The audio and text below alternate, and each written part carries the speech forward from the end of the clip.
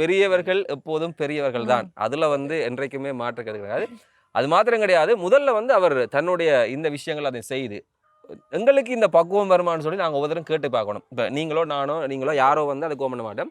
தண்டை துவிச்சக்கர வண்டியில் ஒரு பெட்டியை கட்டி அந்த சாமான் எல்லாத்தையும் தாங்கொண்டே கடையில் ஒவ்வொரு கடையாக கேட்டு இன்றைக்கு வந்து உங்களுக்கு அவர்கிட்ட பிள்ளைகளுக்கும் அந்த சவால் இருக்காது. வாகனத்தில் போனால் இத்தனை தேவைன்னு எடுத்துக்கலாம். ஆனால் இவர் தான் போய் சந்தைப்படுத்தணும், இவர் தான் போய் விலை நிர்ணயம் செய்யணும், அதுக்கு சில கூட கேட்பான் குறைய கேட்பான், எல்லாத்தையும் சமாளிக்கணும்.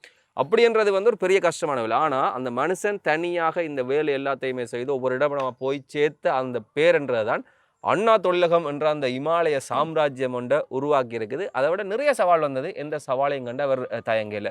உங்களுக்கு தெரியுமா நான் நினைக்கிறேன், இந்திய இராணுவத்தினுடைய காலத்தில் அவர் எந்த காரணமே இல்லை. அவர் கைது செய்யப்படைக்க வந்து 20 வயசோ 25 வயசோ 30 வயசோ இல்லை, 50 வயசுல கைது செய்யப்படுறார்.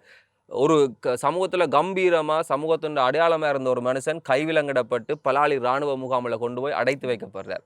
அவரோட குடும்ப வைத்தியர்கிட்ட அவர் சிகிச்சைக்காக போனதுக்கு பிறகுதான் அவர் காப்பாற்றப்பட்டு வெளியில வரார். ஒரு மனுஷன் எப்படியெல்லாம் துன்பப்படுத்தப்படையலும் ஒன்றுமே செய்யலையா அவர்.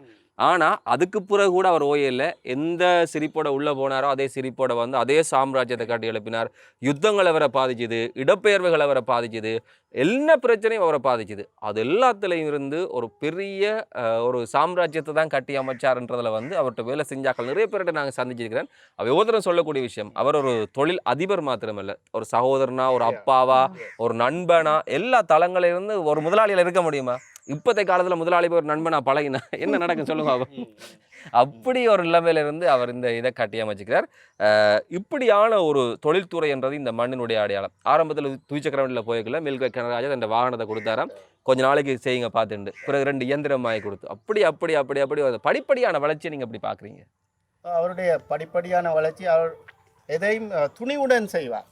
இப்போ நாங்கள் இருக்கிறோம், ஐயோ நாங்கள் இந்த வேலையை விட்டுட்டு அடுத்த வேலைக்கு போனால் அல்லது நான் சொந்தமாக தொழில் தொடங்கினா யோசிப்போம். அவர் யோசிக்க மாட்டேன், துணிவுடன் களத்தில் இறங்குவேன், வென்று கொண்டு வருவார். ஏன் சதா அதே நினைவு தான், இரவு பகலாக அவருக்கு நினைவெல்லாம் அந்த நினைவில் தான் இருப்பார், அதை சரியாக செய்வார்.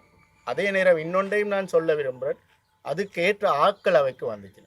இன்றைக்கு உஷாந்தன் இன்றைக்கு வந்து இந்த ப்ரோக்ராமை செய்கிறாருன்னா கயலும் நானும் ஒரு வந்தாட்டி செய்யலை, என்ன உங்களுக்கு தனியாக நின்று காய்ச்சிட்டு போகணும்.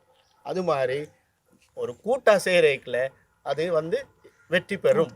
அதுக்கு அவருக்கு உறவினர்கள், அந்த ஊரவர்கள், மற்றவர்கள் எல்லாம் அந்த நேரம் அவருக்கு உதவி செய்திருக்கிறார்கள்.